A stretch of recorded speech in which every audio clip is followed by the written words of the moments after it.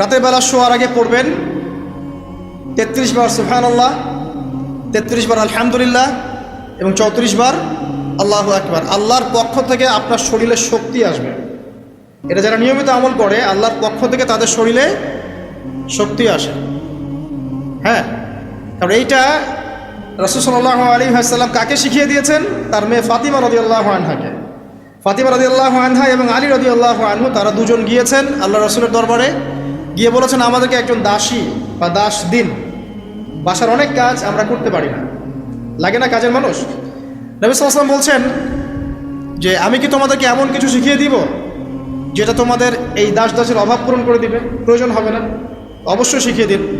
তখন নবীজি শিখালেন সাল্লাল্লাহু আলাইহি ওয়াসাল্লাম যে ঘুমানোর আগে 33 বার সুবহানাল্লাহ পড়বে, 33 বার আলহামদুলিল্লাহ এবং 34 বার আল্লাহু আকবার। তোমাদের দাসের প্রয়োজন হবে না ইনশাআল্লাহ। ওর ব্যাখ্যায় অনেক ওলামায়ে কেরাম বলেছেন যে এটা নিয়মিত আমল করতে থাকলে রোগ ব্যাধি কম হয়, শরীরে শক্তি আসে, এনার্জি বাড়ে, আপনি নিজের কাজ নিজেই করতে পারবেন ইনশাআল্লাহ আযজা ওয়া জাল্লা। আসুন সামনে যাই।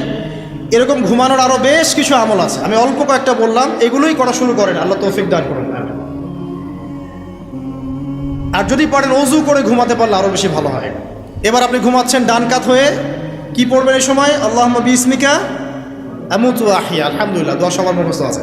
এবার ঘুমান। এই যে ঘুমাচ্ছেন আপনি 3 ঘন্টা বা 4.5 ঘন্টা বা 6 ঘন্টা, আপনার এই পুরো ঘুমটা হবে ইবাদত ইনশাআল্লাহ। এবং পবিত্র অবস্থায় ঘুমানোর অভ্যাস করতে থাকলে আল্লাহর পক্ষ থেকে আপনি সত্য স্বপ্ন দেখতে পারেন। এখনকার সায়েন্স এগুলা বিশ্বাস করে না, আর এই সায়েন্সকে নিয়ে আমার কোনো মাথা ব্যথাও নাই, কারণ এই আজকে একটা কথা বলে কালকে একটা কথা বলে, ঠিক আছে? তো আল্লাহর পক্ষ থেকে আপনি সত্য স্বপ্ন দেখতে পারেন। ইউসুফ আলাইহিস সালাম জেলখানায় বন্দী, সূরা ইউসুফ পড়ে দেখেন। তখন কয়েদিদের মধ্যে 2 জন স্বপ্ন দেখেছে। একজন স্বপ্ন দেখছে তার মাথার উপরে রুটি, উপর থেকে পাখি এটা ঠোকরে কি করছে, খেয়ে নিয়ে চলে যাচ্ছে। আরেকজন স্বপ্ন দেখেছে যে সে শরাব পান করাচ্ছে একজনকে, আছে না সূরা ইউসুফে?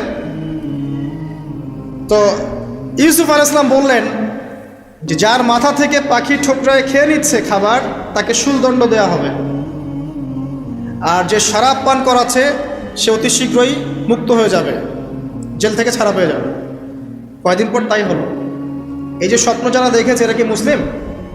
এই স্বপ্ন যারা দেখেছে এরা কিন্তু মুসলিম না। ইউসুফ আলাইহিস সালাম মুসলিম, তিনি আল্লাহর নবী, তিনি স্বপ্নের ব্যাখ্যা করছেন, কিন্তু এখানে একজন অমুসলিমের স্বপ্ন সত্য হয়েছে। একজন অমুসলিমকে আল্লাহ পাক স্বপ্ন দেখাতে পারেন, দলিল আছে কোরআনে। সত্য স্বপ্ন বলে একটা বিষয় আছে, যেটার জন্যে অবশ্যই আল্লাহর পক্ষ থেকে নূর দরকার, স্বচ্ছ একটা মন দরকার, কলবুন সালিম দরকার, বেশি বেশি আমল দরকার, হ্যাঁ, আধ্যাত্মিকত্ব দরকার, আল্লাহর মারিফত দরকার, তারপরে ইনশাআল্লাহ সত্য স্বপ্নের প্রশ্ন আসবে। সারাদিন টিভি দেখে, গান সিরিয়াল দেখে, গালিগালাজ করে, গীবত তহমত করে, খোঁচাখুচি করে, চুলাচুলি করে, এদের সাথে সত্য স্বপ্নের কী সম্পর্ক? এদেরকে তো শয়তান স্বপ্ন দেখাবে। কথা বুঝতে পারছেন না? ফজরের নামাজের পরে নবী সাল্লাল্লাহু আলাইহি ওয়াসাল্লাম বসে থাকতেন, সাহাবীরা তাকে বলতেন কে কোন স্বপ্ন দেখেছেন, তিনি বলতেন, এবং তিনি স্বপ্নের ব্যাখ্যা ইন্টারপ্রিটেশন করতেন, এটা এটা এটা এমন, এটা এমন। এমনকি এই যে আপনার উহুদের যুদ্ধের আগের রাতে অনেক সাহাবী স্বপ্ন দেখেছেন, এবং পরের দিন দেখবেন উহুদের দিনে অনেক সাহাবী শহীদ হয়েছে। তো যাই হোক, ওইদিকে আমি যাচ্ছি না। তো এই যে ঘুমটা আপনি ঘুমাচ্ছেন, ইনশাআল্লাহ আপনার ঘুমটা কি হচ্ছে? ইবাদত হচ্ছে না? আলহামদুলিল্লাহ। আলেম যারা, তাদের ঘুমও ইবাদত। যারা যে মুসলিম, মুমিন, মুত্তাকি, আলেম, তাদের ঘুমগুলো কি ইবাদত। এখন ঘুমান শেষ, ঘুমের মধ্যে যদি দুঃস্বপ্ন দেখেন তাহলে আপনি বাম দিকে 3 বার থুতু ফেলবেন, ফেলে আউযু বিল্লাহি মিনাশ শাইতানির রাজিম পড়বেন, পরে পাশ পরিবর্তন করে আবার ঘুমাবেন। এটা হয় না ঘুমের মধ্যে অনেক সময়? অনেকের বোবা ধরে, শ্বাস নিতে পারে না। এগুলো এজন্যই হয় কারণ তারা ঘুমানোর আগের জিকির আজগারগুলো করে না। নিয়মিত করলে এগুলো সমস্যা ইনশাআল্লাহ হবে না। আপনি নিজের ভালো নিজেই বোঝেন, হুজুরের কাছে দৌড়ানোর দরকার নাই এত বেশি। নিজের বাচ্চাকে নিয়ে এত দৌড়ানো, এই কবিরাজ, ওই কবিরাজ, ওইখানে তাবিজ, এত দরকার নাই তো। নিজের আমল নিজে করেন, দেখবেন আপনি আল্লাহ পাকের পক্ষ থেকে নিরাপত্তার মধ্যে আছেন ইনশাআল্লাহ। আল্লাহ তৌফিক দান করুন। এরপরে ঘুম থেকে উঠলেন, চেষ্টা করব আমরা ঘুম থেকে ওঠার কয়টার সময়? 5টায় যদি ফজরের নামাজ হয় বা 4:30 যদি ফজরের নামাজ হয়, মিনিমাম 4টায় উঠতে হবে। কয়টায়? 4টায়। এই জন্য যদি অ্যালার্ম দেন ঘড়িতে, অ্যালার্ম দিবেন প্রত্যেক 1.5 ঘন্টা পর পর।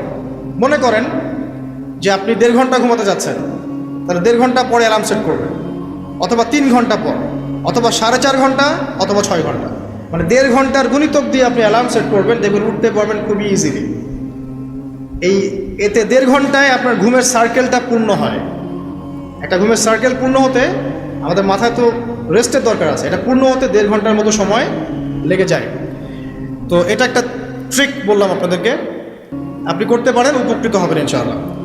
তো ফজরের নামাজের মিনিমাম আধা ঘন্টা আগে আমাদেরকে ওঠার অভ্যাস করতে হবে। এই যে ঘুমটা ভাঙলো, ভাঙার সাথে সাথে কি করব? ভাঙার সাথে সাথে আল্লাহ শুকরিয়া, আলহামদুলিল্লাহিল্লাযী আহইয়ানা বা'দা মা আমাতানা ওয়া ইলাইহিন নুশুর। ব্যাস, এই যে ইবাদত হয়ে গেল। এবার আপনি আরেকটা দোয়া পড়বেন, এটা শিখে নেন। আপনি পড়বেন লা ইলাহা ইল্লাল্লাহ ওয়াহদাহু লা শারীকা লাহু লাহুল মুলকু ওয়া লাহুল হামদ ওয়া হুয়া আলা কুল্লি শাইইন কাদির সুবহানাল্লাহ আলহামদুলিল্লাহ ওয়া লা ইলাহা ইল্লাল্লাহ ওয়াল্লাহু আকবার লা হাওলা ওয়া লা কুওয়াতা ইল্লা বিল্লাহ আল্লাহুম্মা ইগফিরলি। এটা পড়ার পরে হাত তুলে দোয়া করেন, যা দোয়া করবেন তাই পাবেন ইনশাআল্লাহ। জানতেন? জানতেন না? তো এই দোয়াটা হচ্ছে দোয়া কবুলের অস্ত্র। ঘুম থেকে ওঠার পর যদি এই দোয়াটা করে দোয়া করেন, ইনশাআল্লাহ দোয়া কবুল হয়ে যাবে ইনশাআল্লাহ। আমাদের জীবনে চাওয়া পাওয়ার কি অভাব আছে? প্রচুর চাওয়া পাওয়া। বৈধ চাওয়া পাওয়াগুলোকে পাওয়ার জন্য আল্লাহর সাথে সম্পর্ক করতে হয়, আর আল্লাহ পাকের সাথে সম্পর্কে কিছু ওসিলা মাধ্যম লাগে। এই দোয়াগুলো হলো মাধ্যম, আমলগুলো হচ্ছে মাধ্যম। তো আল্লাহ পাক যেমনটা বলেছেন, ফাযকুরুনি আযকুরকুম ওয়াশকুরুলি ওয়া লা তাকফুরুন, তোমরা আমাকে স্মরণ করো, আমিও তোমাদেরকে স্মরণ করব। আল্লাহ পাক তো এভাবে বলেছেন, যখন একজন মানুষ মনে মনে আমাকে ডাকে, আমিও মনে মনে ওকে স্মরণ করি। মনে করেন আপনি মনে মনে আল্লাহকে বলছেন, আল্লাহ আমি অসুস্থ, আমাকে শেফা দাও, বা আমার রিজিকের টেনশন আছে, আমার রিজিকের টেনশন দূর করে দাও, আল্লাহ আমাকে হেফাজত করো, আল্লাহ আমাকে দিনের জ্ঞান দাও, তোমার আনুগত্য করার তৌফিক দাও। এই যে মনে মনে আপনি আল্লাহকে ডাকছেন, নিঃসন্দেহে ওই মুহূর্তে আল্লাহ পাক আপনাকে স্মরণ করছেন। 7 আসমান ভেদ করে আরশের উপর থেকে আল্লাহ পাক আপনাকে স্মরণ করছেন। আল্লাহ পাক বলছেন, যখন একজন মানুষ জনসমক্ষে আল্লাহকে স্মরণ করে, যেমন আমরা এখন করছি, জনসমক্ষে সবার সামনে আল্লাহর কথা আলোচনা করছি, আল্লাহ পাক বলছেন আমিও তখন এর চেয়ে অনেক উত্তম জনসমাবেশে ওই বান্দাদের কথা স্মরণ করি। আল্লাহ পাক আমাদের কথা স্মরণ করছেন, আমাদের কোনো ফিলিংস আছে? আল্লাহ আমাদের কথা স্মরণ করছেন, ওই যে যুবক ছেলে বসে বসে ফোন টিপছে, কোনো ফিলিংস আছে? মানে মনস্তাত্ত্বিকভাবে অন্তরে যখন নূর থাকে না, পাপ করতে করতে যখন অন্তরটা কলুষিত হয়ে যায়, কোনো ফিলিংস কাজ করে না। খুন করবে, কোনো ফিলিংস নাই। সুদ খাচ্ছে, কোনো ফিলিংস নাই।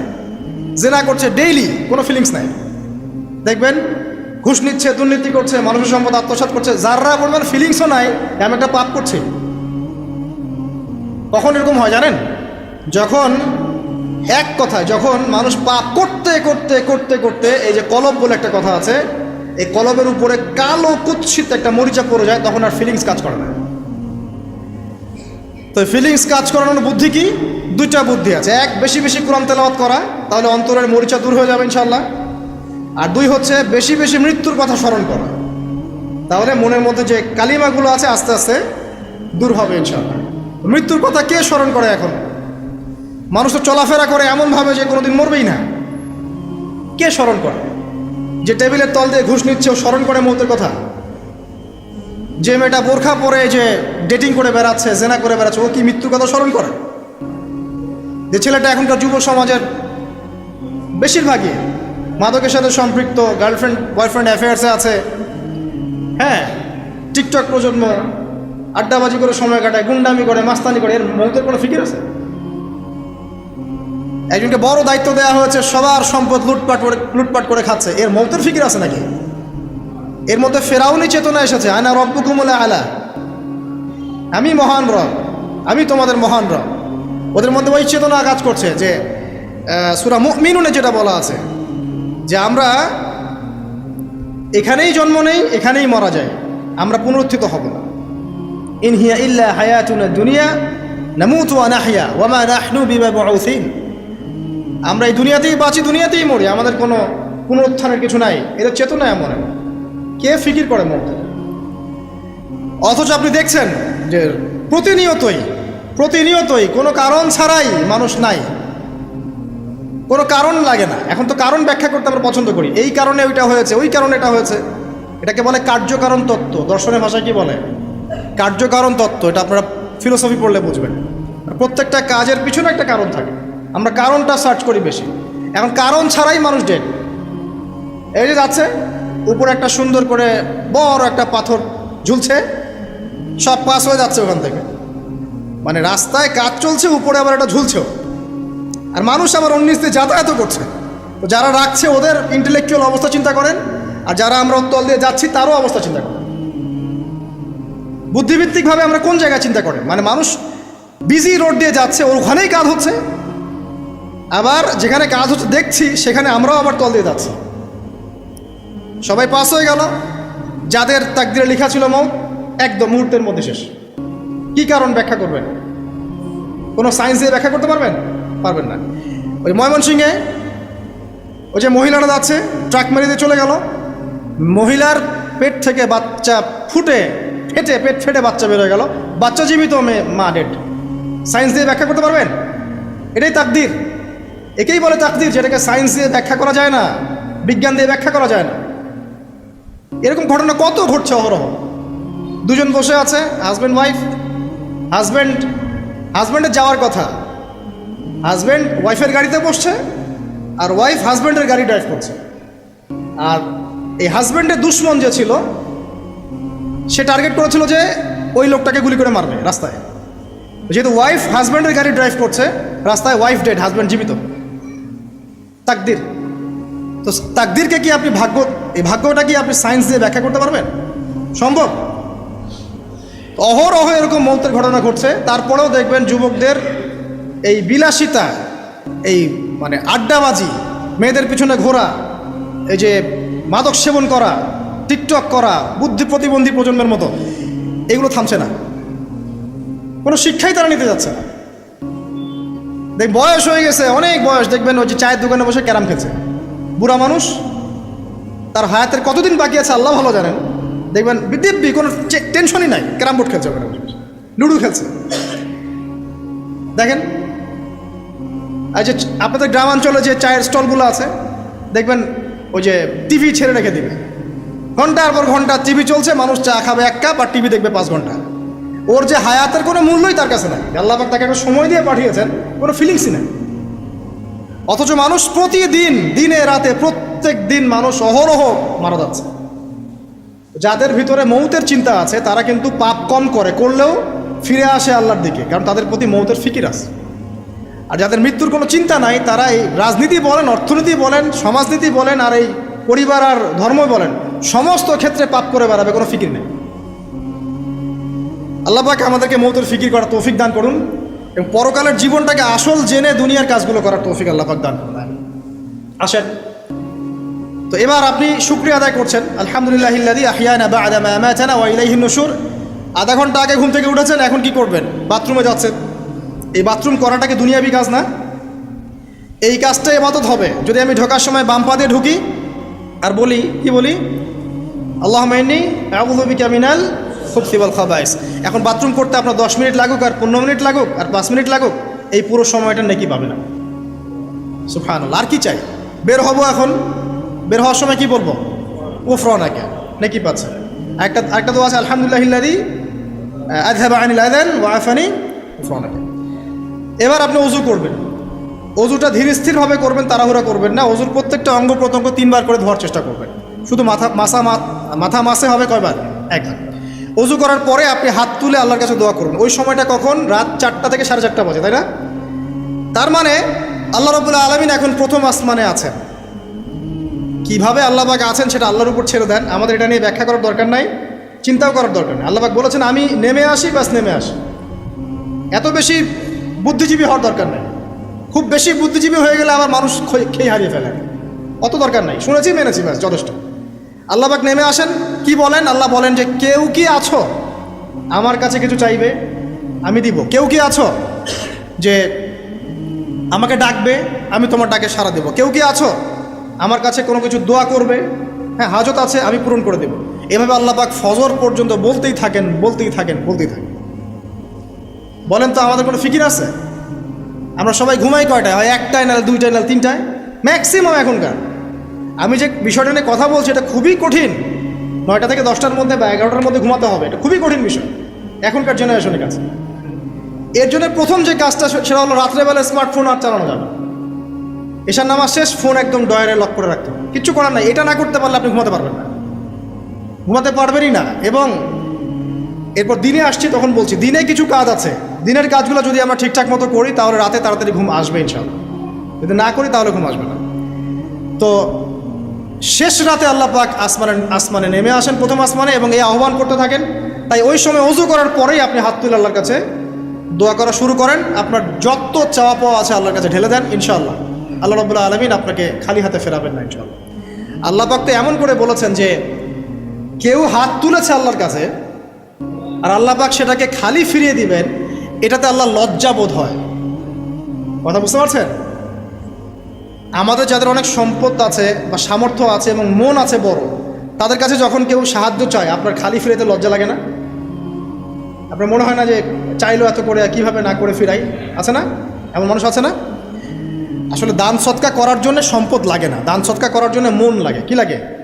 মন লাগে। দেখবেন অনেক কুটিয়াল আছে মানুষ, দান সৎকা করতে পারে না, জাকাতই তো দেয় না, দান সৎকা করবে কি? বাংলাদেশে যত কোটিপতিগুলো আছে সবার থেকে জাকাত নেওয়া শুরু করলে এদেশে কোনো দারিদ্রতা বলে কিছু থাকবে না ইনশাআল্লাহ, থাকবেই না, এটাই বাস্তব। কে উদ্ধার করবে সেই টাকা? ইমাম মাহাদি আসলে করবেন ইনশাআল্লাহ, ঈসা ইবনে মারিয়াম আসলে করবেন ইনশাআল্লাহ। তখন কে জাকাত না দিয়ে পার পায় তাই দেখা যাবে। একটা ব্যক্তি পাওয়া যাবে না জাকাত না দিয়ে পার পায়। অবশ্য তখন এমন একটা যুগ আসবে যে মানুষ জাকাতের টাকা নিয়ে ঘুরবে, কিন্তু নেওয়ার মতো মানুষ নাই, সবাই সচ্ছল। আল্লাহ পাক সেই সুদিন ফিরায় আনুক, আমিন।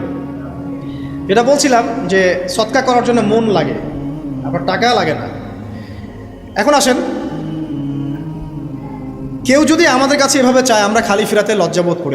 আল্লাহ পাক বলছেন যে আমার কাছে যখন বান্দা কিছু চায় তার হাতটাকে আমি খালি ফিরাই দেবো, এটাতে আমি লজ্জাবোধ করি। দোয়া করলে কয়েকটা বিষয়ের একটা হবেই, হয় আপনি সাথে সাথে সেটা পাবেন, না হলে একটু দেরিতে পাবেন, না হলে আল্লাহ পাক সেটা জমা করে রাখবেন পরকালের জন্যে।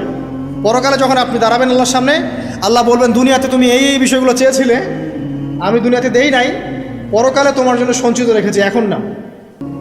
তখন মানুষ কি বলবো জানেন? আমরা বলবো যে আল্লাহ দুনিয়াতে কিছুই যদি না পাইতাম, আজকেই সব দিত তাহলেই হতো। তো বেশি বেশি দোয়া করার অভ্যাস তৈরি করেন, বেশি বেশি দোয়া করেন। দোয়াই ইবাদত, আর দোয়া হল ইবাদত, দোয়াই ইবাদত। দোয়া করতে থাকেন, ইনশাআল্লাহ দেখবেন আল্লাহর সাথে আপনার সম্পর্ক গাঢ় হবে। যার সাথে আল্লাহর সম্পর্ক যত বেশি গাঢ় হবে ইনশাআল্লাহ সে তত বেশি পরকালের বাসিন্দা হবে, দুনিয়ার বাসিন্দা কম হবে। আল্লাহ পাকে নূর এবং মারিফত সে অর্জন করতে পারবে ইনশাআল্লাহ তাআলা। এবারে আমরা কি করব? এবার মিনিমাম 2 রাকাত নামাজ পড়ার চেষ্টা করেন। রাতের সালাত 2 রাকাত করে আপনি 2, 4, 6, 8, 10, 12, 20 পড়তেই থাকতে পারেন, কোনো সমস্যা নেই। কিন্তু মিনিমাম 2 রাকাত নামাজ তাহাজ্জুদ আপনি পড়ার চেষ্টা করেন। পড়া যাবে না? আর নামাজটাকে তাড়াহুড়া করবেন না, কাইন্ডলি আল্লাহর ওয়াস্তে তাড়াহুড়া করবেন। রিল্যাক্সে কেরাত করেন, রুকুতে সময় দেন, সেজদায় সময় দেন, 2 সেজদার মাঝখানে সময় দেন, শেষ বৈঠকে দোয়াগুলো করেন, তারপর ধীর স্থিরভাবে সালাম ফিরান, হাত তুলে দোয়া করেন, সময় দেন। কারণ আমি কি বলছি, সূরা জারিয়াতে 56 নম্বর আয়াতে আল্লাহ পাক বলেছেন দুনিয়াতে পাঠিয়েছি শুধু আল্লাহর ইবাদত করার জন্য। তো যে কারণে এসেছি এটাতে এত তাড়া কিসের? অনেক মসজিদে নামাজ পড়লে মনে হয় ইমাম সাহেবকে বলি যে আপনার কি পেশাব পায়খানার চাপ নিয়ে নামাজ পড়ান? এমন অনেক মসজিদে নামাজ পড়েছি, মনে হয় যে ইমাম সাহেবকে ডেকে একটু কানে কানে বলি যে ভাই আপনার কি পেশাব পায়খানার চাপ আছে? মানে 4 রাকাত নামাজ 3 মিনিটের শেষ, 4 রাকাত নামাজ 4 মিনিটের শেষ, এত তাড়াহুড়ার কি আছে? হ্যাঁ, জামাতে নামাজ সংক্ষিপ্ত করতে হয়, তাই বলে কি এত সংক্ষিপ্ত নাকি? রুকু করার টাইম পাওয়া যায় না, সেজদা করার টাইম পাওয়া যায় না? নামাজে ধীর স্থিরতা এবং খুশুটা খুব ইম্পর্টেন্ট। নামাজে কোথায় হাত বাঁধলেন এটা নিয়ে তর্ক না করে নামাজের একাগ্রতা, মনোযোগ কতটুকু আসছে এটা নিয়ে তর্ক করেন। ভিতরের রুহটাই আসল, আধ্যাত্মিকতাটাই আসল। হ্যাঁ, একজন ভাই হাত বেঁধেছে মনে করেন এখানে, কেউ বেঁধেছে এখানে, এটা নিয়ে ঝগড়া করেন। দেখেন নামাজে কতটুকু ফোকাস, মনোযোগ কতটুকু থাকছে, কতটুকু নামাজে আপনি দোয়া করতে শিখছেন, সেজদায় আল্লাহকে পাইতে শিখছেন। নামাজ পড়ে কি ফিল হচ্ছে যে আমি আল্লাহর সাথে কথা বলছি, আল্লাহ আমার কথা শুনছেন? আমরা তো মেকানিক্যাল নামাজ অভ্যস্ত এখন, মানে দুনিয়ার কাজের চাপ এত বেশি, জাস্ট মসজিদে যাবো, ঢুকবো, বেরো, চলে আসবো, হাজিরা দিতে আসছি মনে হয়, সিগনেচার করবো, চলে যাবো, ভাবটা এমন। এত তারা কিসের ভাই? ওমা খালাকতুল জিন্না ওয়াল ইনসা ইল্লা লিয়াবুদুন, শুধু ইবাদত করার জন্যই সৃষ্টি করেছে তোমাদেরকে। তো মসজিদে তো তাড়াহুড়া কেন? রিল্যাক্স থাকেন, মসজিদে রিল্যাক্সে নামাজ পড়েন, সময় নেন। ফজরের নামাজ পড়ার আগে আপনি বাসার থেকে 2 রাকাত সুন্নত পড়ে আসতে পারেন, এটা আরেকটা ভালো আমল। কারণ নবী সাল্লাল্লাহু আলাইহি ওয়াসাল্লাম সুন্নত নামাজগুলো কী করতেন? বাসায় পড়তেন। এতে বাসার মধ্যে বরকত হবে, শয়তান দূর হয়ে যাবে। এই যে তাহাজ্জুদ আপনি 2, 4, 8, 10 যত পারেন পড়েন, মিনিমাম 2 রাকাত পড়েন, ধীর স্থিরভাবে পড়েন। নামাজ শেষ করে আবার আল্লাহর কাছে দোয়া করেন, দেখবেন যে ইনশাআল্লাহ আপনার দোয়া কবুল হবে। আর দোয়া যে কবুল হয় এটা আপনি নিজেই বুঝতে পারবেন, নিজেই বুঝবেন, কারো কাছে যাওয়া লাগবে না। এবার ফজরের সালাতের সময় হয়ে গেল, আজান হচ্ছে, আজানের জবাব দিব, দিয়ে ব্যাস হেঁটে হেঁটে মসজিদ, প্রত্যেক পদক্ষেপ হেঁটে যাব আর দোয়া করব। কি দোয়া করব? যে আল্লাহ আমাকে নূর দান করুন। কি দান করুন? আল্লাহুম্মা ইজআল ফি কলবি নূরা ওয়া ফি লিসানি নূরা ওয়া ফি সামঈ নূরা ওয়া ফি বাসরি নূরা ওয়া আন ইয়ামিনি নূরান ওয়া আন শিমালি নূরান ওয়া মিন ফাওকি নূরা ওয়া মিন তাহতি নূরা আল্লাহুম্মা ইজআল ফি নাফসি নূরা। মানে এর অর্থ হচ্ছে আল্লাহ আপনি আমার ডানে বামে সামনে পিছনে শরীরে আত্মায় দেহে সবখানে আল্লাহ আপনার নূর দান করুন। নূর কেন? কারণ দুনিয়ার মধ্যে অনেক অন্ধকার, অন্ধকার না? সব জাহিলিয়াতের অন্ধকার। এখানে পথ চলতে হলে নূর লাগবে, আলো লাগবে। এটা কে দিবে? আল্লাহ দিবে। কবর বড় অন্ধকার, ওখানে থাকতে হলে ভালোভাবে কি লাগবে? আলো লাগবে। হাসরের মাঠ অন্ধকার, ওখানে ভালোভাবে থাকতে হলে কি লাগবে? আলো লাগবে। এই জন্যে নামাজে যাওয়ার সময়, অন্ধকার সময় এই দোয়াগুলো করতে হয়। আর তার আগে একটা কথা বলতে ভুলে গেছি, বাসা থেকে যে বের হচ্ছেন তখন কি পড়বেন? কি পড়বেন? বিসমিল্লাহি তাওয়াক্কালতু আলাল্লাহ ওয়ালা হাওলা ওয়ালা কুওয়াতা ইল্লা বিল্লাহ। এটা পড়ে বের হলে শয়তান দূরে চলে যাবে, ফেরেশতা আপনার কাছে চলে আসবে। এবার নামাজে আসলাম, জামাতের সাথে নামাজ পড়বেন, ফজরের নামাজ, এবং ফজরের সালাতের কেরাতটা লম্বা করার চেষ্টা করবেন। এটা সুন্নাত, ফজরের সালাতের কেরাত লম্বা করার সুন্নাত। এবং নামাজ শেষ হওয়ার সাথে সাথেই উঠে চলে যাবেন না, নামাজ শেষ এবার আপনি ওখানে বসে থাকবেন, বসে বসে জিকির আজগারগুলো করবেন। কি কি জিকির করবেন আমি কয়েকটা আপনাদেরকে শিখিয়ে দিয়েছি, বাকিগুলো আপনারা কিতাব থেকে শিখে নেবেন। সালাম ফেরানো শেষ, প্রথমে একবার আল্লাহু আকবার, তারপরে 3 বার আস্তাগফিরুল্লাহ আস্তাগফিরুল্লাহ আস্তাগফিরুল্লাহ। এরপরে পড়বেন আল্লাহুম্মা আনতাস সালাম ওয়া মিনকাস সালাম তাবারাকতা ইয়া যাল জালালি ওয়াল ইকরাম পড়বেন। তারপরে আল্লাহুম্মা আইন্নি আলা যিকরিক ওয়া শুকরিকা ওয়া হুসনি ইবাদাতিক। এরপরে পড়তে পারেন আয়াতুল কুরসি, যেটা একটু আগে বলেছি, তাসবিহাত সুবহানাল্লাহ আলহামদুলিল্লাহ আল্লাহু আকবার 33 33 33, পরে কালিমা শাহাদা, অথবা 10 10 10ও পড়ার দলিল আছে। এরপরে পড়বেন সুবহানাল্লাহি ওয়া বিহামদিহি আদাদা খালকিহি ওয়া রিদা নাফসিহি ওয়া জিনাতা আরশিহি ওয়া মিদাদা কালিমাতিহি 3 বার, এটা 3 বার। তারপর 3 কুল 3 বার করে, সূরা ইখলাস 3 বার, ফালাক 3 বার, নাস 3 বার, সূরা হাশরের শেষ 3 আয়াত একবার। এরপরে পড়বেন সাইয়্যিদুল ইস্তিগফার, মানে সমস্ত ইস্তিগফারের শ্রেষ্ঠ ইস্তিগফার। এটা কোনটা? কোনটা?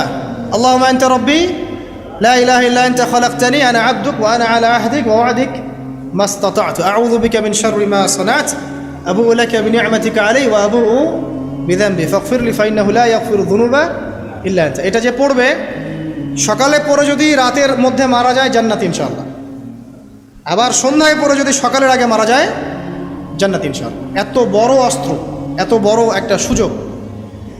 এরপরে পড়বেন আমার পছন্দের কয়েকটা, আউযু বিকালিমাতিল্লাহি তাম্মাতি মিন শাররি মা খালাক 3 বার। এটা যদি আপনি পড়েন আপনি দৃশ্য অদৃশ্যের ক্ষতি থেকে বেঁচে থাকবেন ইনশাআল্লাহ। দুষ্ট জিন শয়তান আপনার কোনো ক্ষতি করতে পারবেন ইনশাআল্লাহ। আর একটা খুবই শক্তিশালী দোয়া আছে, সেটা হলো বিসমিল্লাহিল্লাযী লা ইয়াদুররু মা ইসমিহি শাইউন ফিল আরদ ওয়ালা ফিস সামা ওয়া হুয়াস সামিউল আলিম 3 বার করে। এইটা যে পড়বে, এই যে জিন বলেন, ভূত বলেন, এই যে পেতনি বলেন, যেগুলো আমরা ভয় পাই, ঠিক আছে, চোখ লাগা বলেন, বদনজর বলেন, যা যা আছে, হিংসুকের হিংসা, কোনো কিছুই আপনার কোনো ক্ষতি করবে না এবং ইনশাআল্লাহ আপনি হঠাৎ মৃত্যুবরণ থেকে বেঁচে থাকবেন ইনশাআল্লাহ। হঠাৎ মৃত্যুবরণ, এটা কিন্তু সবার জন্য নিয়ামত না, এটা সবার জন্য নিয়ামত না। তারপরে আসেন, এরপর পড়বেন 10 বার লা ইলাহা ইল্লাল্লাহ ওয়াহদাহু লা শারীকা লাহু লাহুল মুলক ওয়া লাহুল হামদ ওয়া হুয়া আলা কুল্লি শাইইন কাদির। এটা 10 বার পড়লেও হবে, আর যদি 100 বার পড়তে পারেন তাহলে আপনার চেয়ে বেশি নেকি কেউই অর্জন করতে পারবে না।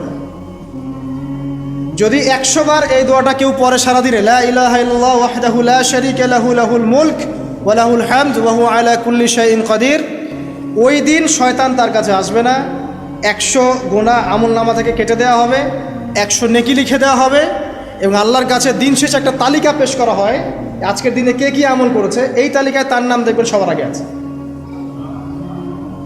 ওই ব্যক্তির নামও থাকতে পারে যে 100 বারের চেয়ে বেশি পড়েছে, তখন তার নাম আগে চলে যাবে, এর নামটা পরে চলে আসবে। কথা বুঝতে পারছেন? মিনিমাম 100 বার পড়তে পারলে খুব ভালো হয়, যদি না পড়েন কমপক্ষে কয়বার? 10 বার। আসেন এরপরে পড়বেন 10 বার দরুদ শরীফ, আল্লাহুম্মা সাল্লি আলা মুহাম্মদ ওয়া আলা আলি মুহাম্মদ, যেটা আছে দরুদ ইব্রাহিম, এটা পড়তে পারেন, অথবা ছোট করে পড়তে পারেন আল্লাহুম্মা সাল্লি ওয়া সাল্লিম আলা নবীনা মুহাম্মদ, এটা পড়লেও হবে, অথবা আল্লাহুম্মা সাল্লি আলা মুহাম্মদ ওয়া সাল্লিম, এতটুকু পড়লেও ইনশাআল্লাহ হক আদায় হয়ে যাবে। 10 বার যে ব্যক্তি দরুদ পড়ে সকালে সন্ধ্যায়, নবী সাল্লাল্লাহু আলাইহি ওয়াসাল্লাম তার জন্য পরকালে সুপারিশ করবেন ইনশাআল্লাহ। যদি আমরা নবীজির সুপারিশ পেতে চাই, দরুদের কোনো বিকল্প নাই, বেশি বেশি দরুদ পড়তে থাকেন, তার সুন্নাহ অনুসরণ করেন, বেশি বেশি দরুদ পড়তে থাকেন, মিনিমাম সকালে 10 বার, সন্ধ্যায় 10 বার, ইনশাআল্লাহ আল্লাহ নবী সুপারিশ করবেন ইনশাআল্লাহ তাআলা। আরেকটা আছে রাদিতু বিল্লাহি রাব্বান ওয়া বিল ইসলামি দীনান ওয়া বি মুহাম্মাদিন সাল্লাল্লাহু আলাইহি ওয়াসাল্লাম নবিয়্যা, এর একটা বড় ফজিলত আছে। কি ফজিলত? যে ব্যক্তি এই দোয়াটা সকাল সন্ধ্যা 3 বার করে পড়ে, কিয়ামতের মাঠে আল্লাহ পাকের উপর হক হয়ে যাবে, ওয়াজিব হয়ে যাবে, আল্লাহ ওই ব্যক্তিকে সন্তুষ্ট করে দেবেন ইনশাআল্লাহ। সন্তুষ্ট করে দিবেন মানে কি? ইনশাআল্লাহ সে জান্নাতে যাবে। আরেকটা আছে, এটা বলে শেষ করি, হাসবি আল্লাহু লা ইলাহা ইল্লাহু আলাইহি তাওয়াক্কালতু ওয়া হুয়া রাব্বুল আরশিল আযীম, এটা পড়তে হবে 7 বার। কয়বার? 7 বার। তাহলে কি হবে? আপনার দুনিয়া আখিরাতের যে চাওয়া পাওয়াগুলো আছে, এর জন্য আল্লাহ পাকি আপনার জন্য যথেষ্ট হয়ে যাবে ইনশাআল্লাহ, কাউকে লাগবে না। এইগুলা ফরজ নামাজ মানে ফজরের নামাজ জামাতে পড়ার পরে বসে বসে এইগুলো করতে থাকবেন। যদি দোয়া আগে করা হয়, নামাজে মোনাজাত যেটা হচ্ছে আমাদের সমাজে, এটা যদি আগে করে ফেলা হয়, তাহলে দোয়ার পরে বসে থাকবেন, বসে বসে এগুলো পড়তে থাকবেন। যদি পড়েন, ইশরাকের নামাজটা পড়ে মসজিদ থেকে বের হতে পারেন। ইশরাকের নামাজ মানে ফজরের সূর্য উঠে যাওয়ার পরে 2 রাকাত নফল পড়ে যে ব্যক্তি যাবে বাসায়, মানে প্রথমে ফজরের নামাজ জামাতে পড়েছে, জিকির আজগার করেছে, ইশরাকের সময় হয়েছে, নামাজ পড়ে বের হলো, এই ব্যক্তির আমল নামায় একটা কবুল হজের নেকি দেওয়া হবে, একটা কবুল ওমরার নেকি দেওয়া হবে ইনশাআল্লাহ। এগুলো খুবই সহজে আমল করা যায়। এরপরে আপনি বাসায় ফিরে গিয়ে বা মসজিদেই কোরআন তেলাওয়াত করবেন।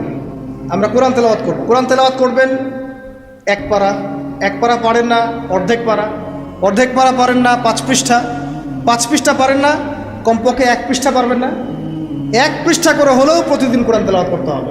পারবেন না ইনশাআল্লাহ? প্রত্যেক হরফে 10 নেকি পাবেন, কোরআন আপনার পক্ষে সুপারিশ করবে ইনশাআল্লাহ, এবং এই কোরআন আপনাকে ছায়া দিবে, সূরা বাকারা আলে ইমরানের মতো ছায়া দিবে কিয়ামতের মাঠে।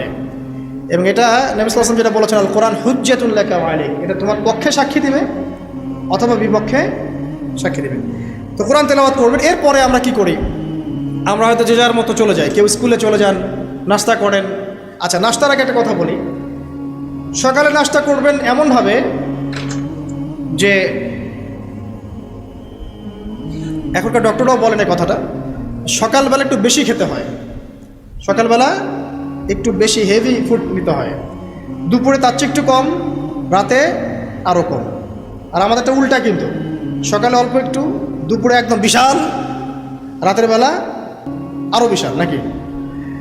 তো নিয়মটা হচ্ছে এই যে সকালে খেতে হয় বেশি, সারাদিন আপনাকে কাজ করতে হবে, সকালে আপনাকে বেশি হাইজেনিক ভালো ফুড খেতে হবে, দুপুরে তার চেয়ে একটু কম, আর রাতে তার চেয়ে কম। এভাবে খেতে পারলে প্রফিটিক খাওয়া হবে ইনশাআল্লাহ। আর খাবার আমাদের সুন্নাহ মতো খাওয়ার দরকার নেই, নবী সাল্লাল্লাহু আলাইহি ওয়াসাল্লামের সুন্নাহ মতো খাই। আমাদের সুন্নাহটা কেমন? আমরা 7 পেট খাই। কয় পেট? 7 পেট। যদি পেটের মধ্যে কিছু জায়গা ফাঁকা থাকে, সেটাও কিছু মিষ্টি দিয়ে ঢুকায় সাবার পেটে ভর্তি করতে হবে, এটা চ্যালেঞ্জ, পেটটা ভর্তি করতে হবে। আর নবী সাল্লাল্লাহু আলাইহি ওয়াসাল্লাম খেতেন এভাবে যে পেটটাকে 3 ভাগ করতেন, 1 ভাগ খাবার খেতেন, 1 ভাগ তিনি পানীয় পান করতেন, আর 1 ভাগটা ফাঁকা রাখতেন। আপনি এভাবে খাওয়া শুরু করেন, দেখবেন আপনি ফিজিক্যালি ফিট ফিল করছেন এবং আপনি ক্লান্ত হচ্ছেন কম, অলসতা কম আসছে কাজে, আপনি এনথুজিয়াজম পাবেন ইনশাআল্লাহ। তো খাবারের ব্যাপারটা সতর্ক থাকে। আর এই যুগে খাবারের মধ্যে প্রচুর ভেজাল আছে, চেষ্টা করতে হবে ম্যানুফ্যাকচার্ড খাবারগুলো বাদ দিয়ে হোমমেড যে ফুডগুলো আছে, হোমমেড ফুড মানে বাসায় যেগুলো আমরা তৈরি করি, ফ্রেশ হাইজেনিক ফুডগুলো খাওয়ার চেষ্টা করতে হবে। স্পেশালি বাচ্চাদের ব্যাপারে সতর্ক থাকতে হবে। বাচ্চাদেরকে, তরুণদেরকে এমন কোনো খাবার খাওয়া যাবে না যে খাবারটা খেলে আপনি অসুস্থ হয়ে যান, আপনার স্ট্যামিনা কমে যায়, আপনি ফিজিক্যালি দুর্বল হয়ে পড়েন। এটা খুব খেয়াল রাখবেন। খাবার, এই যে আপনারা যে গ্রাম অঞ্চলে থাকেন, আপনারা সৌভাগ্যবান একদিক থেকে যে আপনারা ফ্রেশ খাবার উৎপন্ন করে খেতে পারেন। শেষ জামানায় খাবারের মধ্যে খুব ভেজাল আসবে, এটা বিভিন্ন হাদিস দিয়ে মেলানো যায়, আমি ওদিকে যাচ্ছি না। কনক্লুশন বললাম, শেষ জামানায় খাবারে প্রচুর ভেজাল আসবে। তো এই ভেজালগুলো থেকে দূরে থাকতে হলে আমাদেরকে হাইজেনিক ফুডের দিকে ফোকাস করতে হবে এবং প্রোডাক্ট খাবার উৎপন্ন করে খেতে পারলে খুব বেশি ভালো হয়। না পারলে রুট লেভেল থেকে খাবার নিয়ে আসতে হবে। আর অ্যাটলিস্ট ম্যানুফ্যাকচার যে খাবারগুলো বাজারে ঘোরাফেরা করে এগুলো অ্যাভয়েড করতে হবে। দেখতে অনেক মুখরোচক লাগতে পারে, স্বাদ অনেক মজা হতে পারে, কিন্তু এগুলো শরীরের জন্য অনেক ক্ষতিকর। এতে করে আমাদের যুব সমাজ আস্তে আস্তে কিন্তু দুর্বল হয়ে যাচ্ছে। এখনকার যুব সমাজকে তাকায় দেখেন, আমাদের বাপ-দাদাদেরকে তাকায় দেখেন, যারা এখানে বয়স্ক মুরব্বী আছে, দেখেন একজন মুরব্বীর সাথে এখনকার যুবকের কুস্তি লাগান, পাঞ্জা লাগান, বা ওই যে একটা রিংয়ের মধ্যে ঢুকায় বক্সিং ম্যাচ দেন, একটা দেখেন, দেখেন কে পারে। আমি নিশ্চিত ওই চাচাই পারবে। আমরা নিজেরাই তো এর প্রমাণ। আমাদের বাপ দাদাদের বয়সী যারা আছেন তারা এখনও দিব্যি মাঠে কাজ করে, দেখবেন 4 ঘন্টা 5 ঘন্টা 8 ঘন্টা রিক্সা চালাচ্ছে, ভ্যান চালাচ্ছে, কৃষি কাজ করছে, কত পরিশ্রম করছে। আর আমাদের যুব সমাজে তাকায় দেখেন না, আপনি একটু চেহারাগুলো দেখেন না, চেহারাগুলো তাকায় দেখেন, চাপাগুলো বসে গেছে গাঁজা খেতে খেতে, হিরোইন খেতে খেতে দেখবেন চাপাগুলো বসে গেছে একদম, চোখগুলো ঢুকে গেছে একদম মাদক খেতে খেতে। হ্যাঁ, হস্তমৈথুন করতে করতে শরীর রোগা, চলতে পারে না। কথা শুনতে খারাপ লাগছে এগুলা? না, বাস্তব, এগুলোই বাস্তব এখন। হ্যাঁ, ঘুম নাই, সারা রাত জাগনা, ওই যে ফজরের পর ঘুমায়, আর রাতে ওই যে বিকাল 4টায় ওঠে, দেখবেন শরীরটার দিকে তাকায় দেখেন, চলতে পারে, এনার্জি নাই।